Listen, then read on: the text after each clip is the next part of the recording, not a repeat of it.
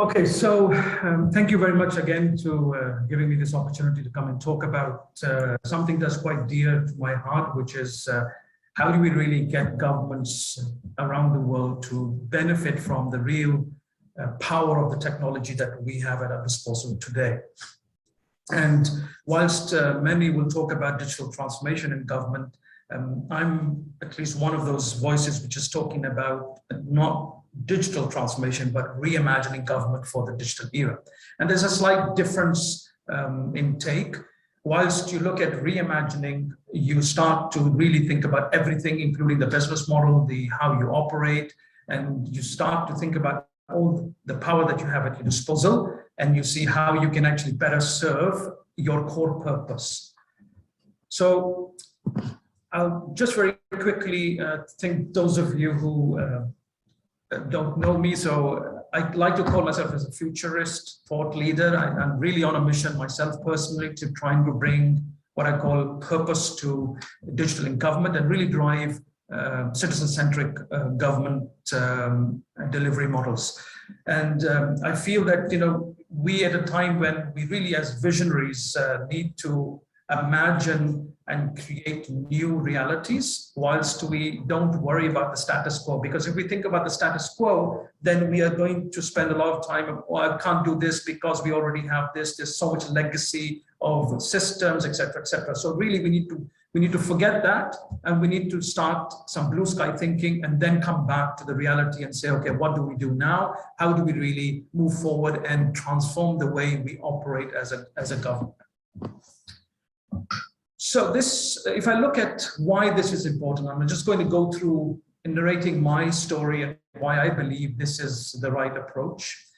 Around us, if we think, you know, our world has changed so significantly, and COVID particularly has brought this to home for us, that all of what we were doing in the physical space is starting to move more and more into the online space. So everything is converging into either a mobile device or a laptop or an iPad and online.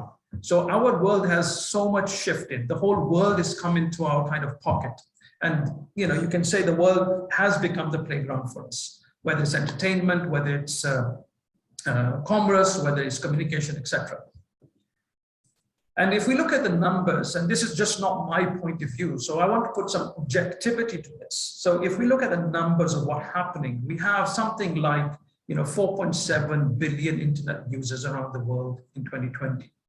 Of course, that number probably has increased significantly. I don't have the latest numbers with me, but I'm sure it's gone up significantly in this period of COVID. We have something like digital advertising for the first time eclipsing traditional media advertising. So over 50% of spend on digital, on advertising is being in the online space. You have something like 4.1 billion active social media users in 2022.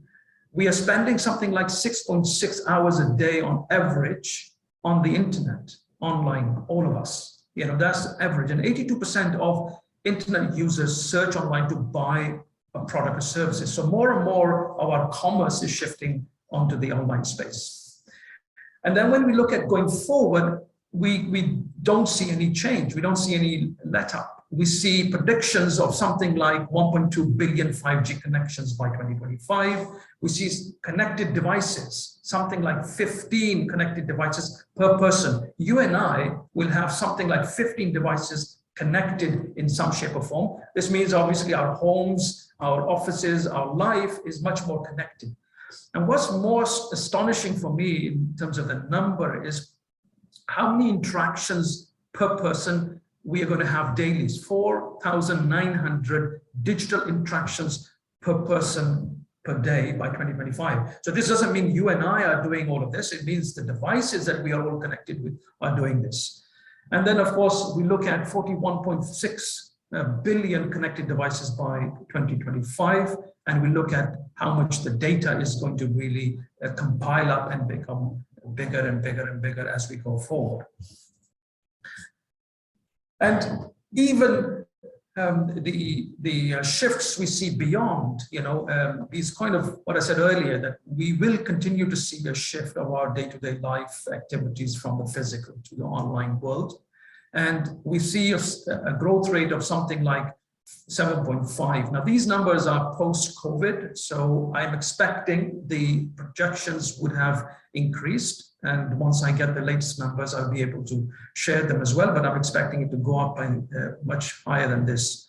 We're looking at 12.3% annual growth on social media usage. We're looking at 33.2 billion digital education marketplace by 2025. We're looking at 4 to 6 years acceleration in e-commerce as of COVID-19 results. And we're looking at something like 884 billion digital health market. And it goes on and on and on. Yeah. So what I think of when I think of COVID, really what COVID has done for me is actually something that we already knew before, but we were not actually seeing it at the surface. It's actually put a real spotlight on this need for us to think differently, because we are already moving so much into the online space. And secondly, it's really created a tailwind that is really, I would say, significantly given a push towards the journey that we've been making towards the digital world. So it's now accelerated. And I think all of the speakers that I've been hearing last many months and even yesterday and today, everyone is talking about the same thing. Digital has become the most talked about topic at the moment around the world.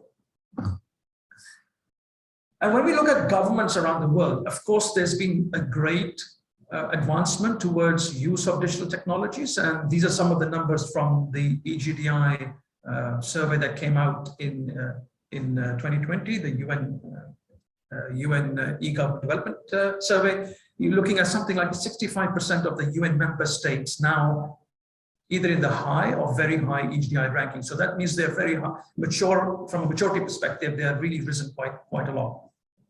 And when we look at the member states into how many moved into the higher category, something like 22%, which is showing that even those which are in the medium and lower are pushing upwards quite a lot. And finally, if we look at online transactions, you are seeing something like 84% of states now provide at least one online transaction, which is a remarkable shift from where we were in 2018 and before. However, all this great stuff, but I feel that we have missed a trick. And I think that trick has been missed because all of the approaches we have taken right until now, whether it's the e-government initiative or digital, have been mainly driven by what I call a technology first play. So we think about the technology and we just run after how we can use the technology.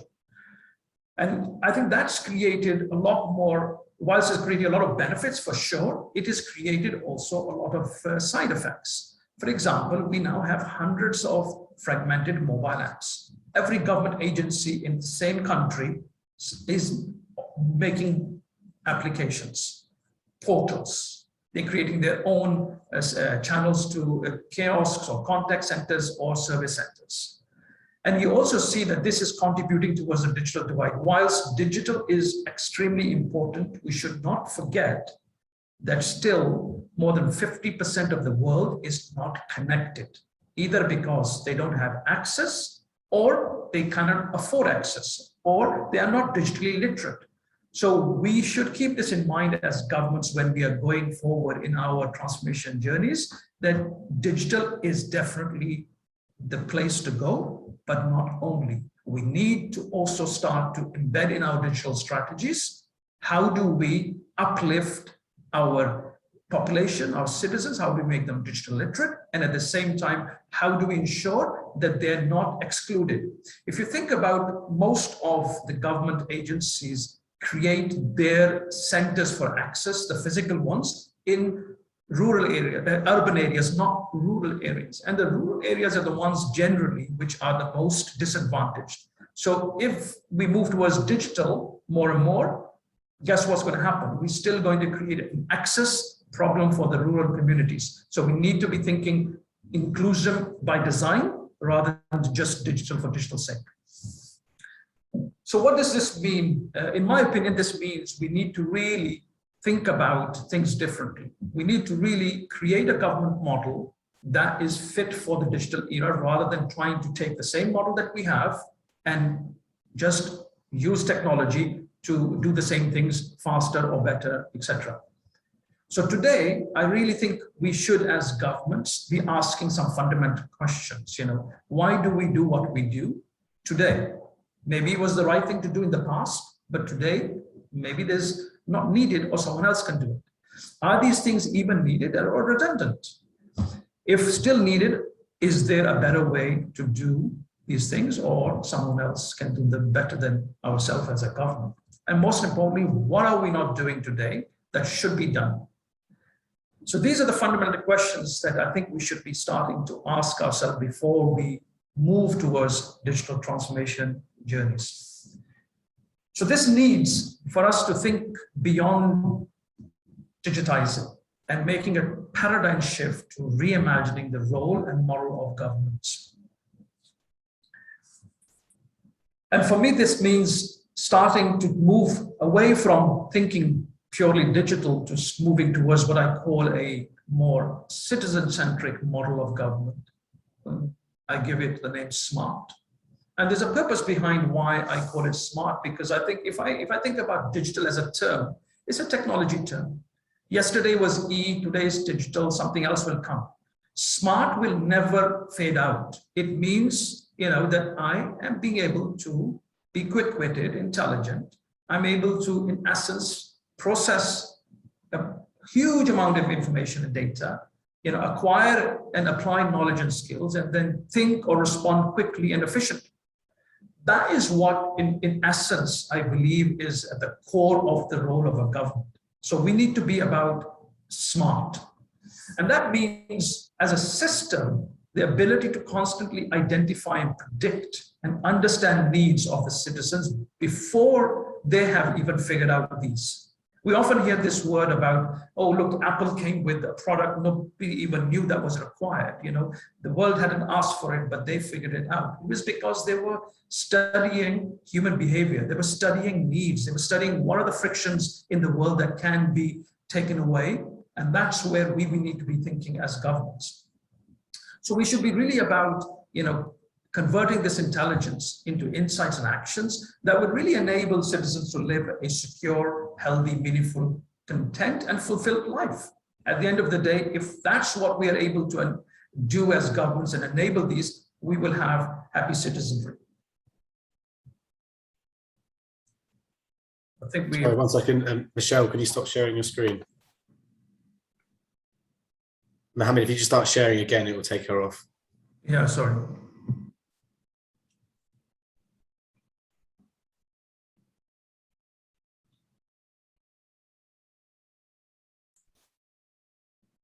Michelle, if you can hear me, please stop sharing your screen. Apologies, everyone. Thank you.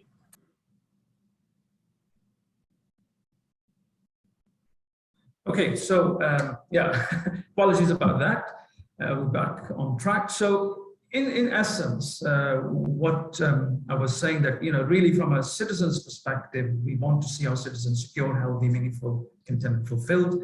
And really, we should be looking at effectively and efficiently using all the resources what we have at our disposal as a government, whether it's natural resources, people, digital, technology, etc. Big data is going to play a big role. And really, we should be constantly questioning and challenging the status quo as governments, because that's how we will continuously provide meaningful value to our citizenry.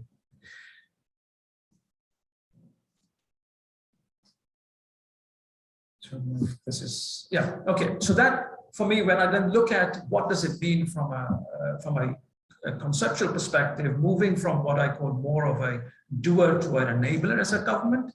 And for me, a smart government of the future will be focused around these 5 principles. First of all, the focus of the government would be citizen life experiences. And I'll go into that in a little bit later, what I mean by that. And then the core of that government model will be built around data and analytics. The model it will deploy will be much more ecosystem centered. So using everyone in the ecosystem, whether it's startups, private sector, government agency themselves, plus academia, thought leaders, etc., to create a better whole. And the emphasis will be digital by default, but not only. It keeps in mind that we need to design things with inclusion. So we make sure we address those communities which could be out of the digital space because they don't have access. And the obsession should be about outcomes, not what I call outputs. Typically, we look at outputs, and outcomes are much more fulfilling, and it really makes the difference to people. So if we look at what does that mean, it means transitioning from a very cumbersome and complicated citizen-government relationship. So all of you recognize this. I mean, and we are all as citizens before anything else. Whatever roles we play in life, we're born as a citizen of a country.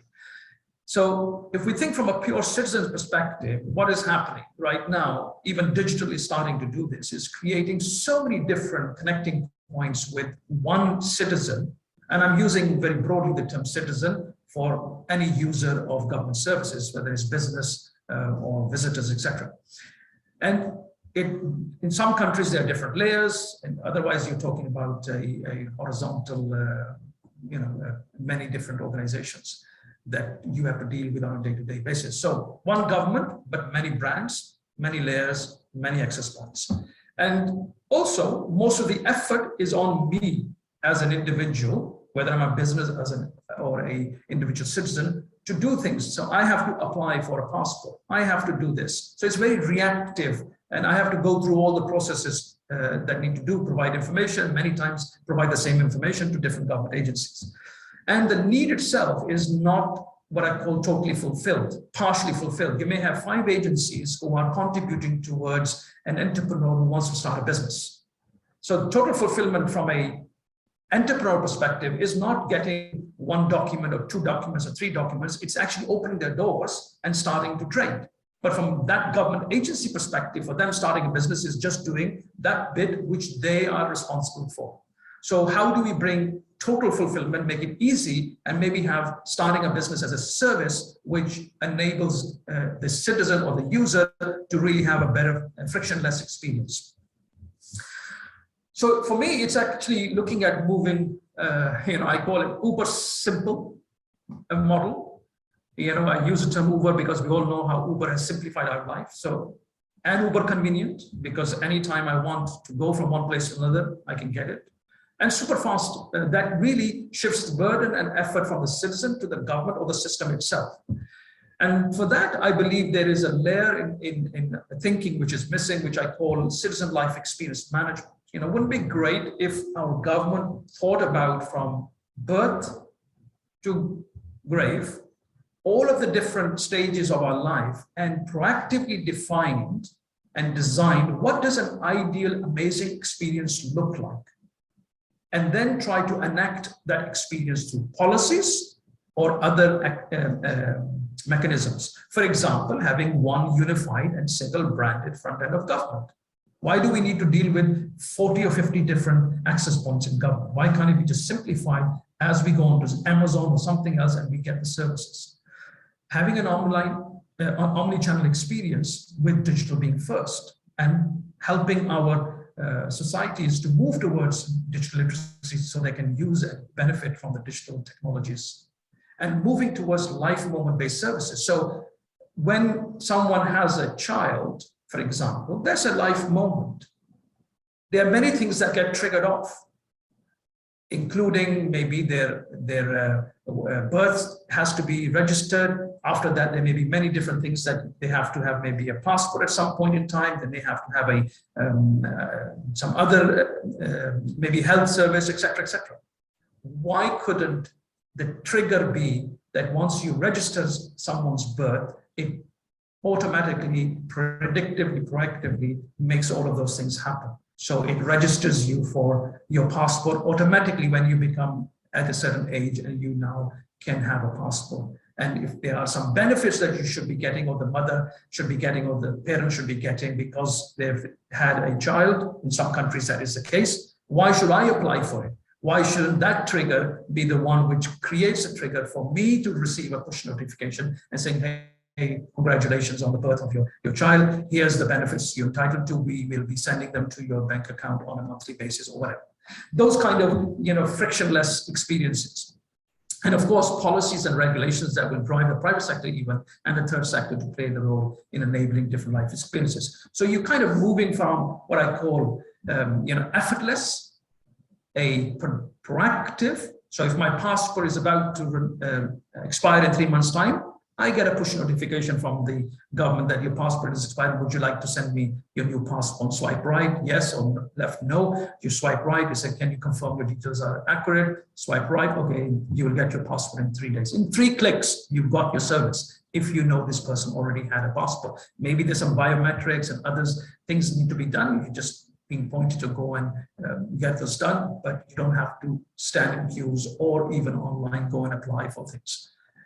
Predictive, which is moving much more towards identification of when I know that, for example, the same passport example, you've been traveling a lot.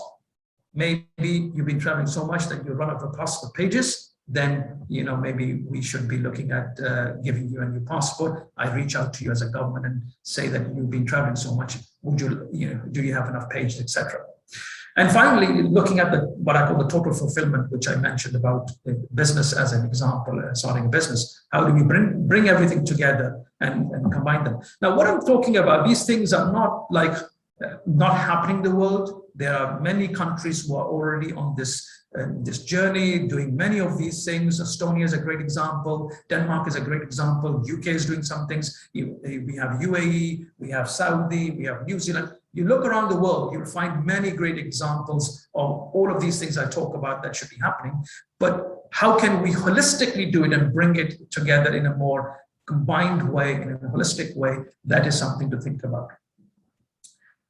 And the other thing I just want to very quickly touch on is the role of citizens. We need to also look at moving from a passive role, where as citizens, we are normally only involved through participating in election once a year, or once every 4 years or 5 years, to much more of what I call, a contributory model, where now, because technology is enabling this to happen, for us to be engaged, have a voice, be able to contribute, play a bigger role than just what we've been playing in terms of problem solving, priority setting, policy making, etc. Again, we see some good examples around the world, but this is something that I feel the open government concept talks a lot about this, but in terms of implementation of this, we are still far, far away from that.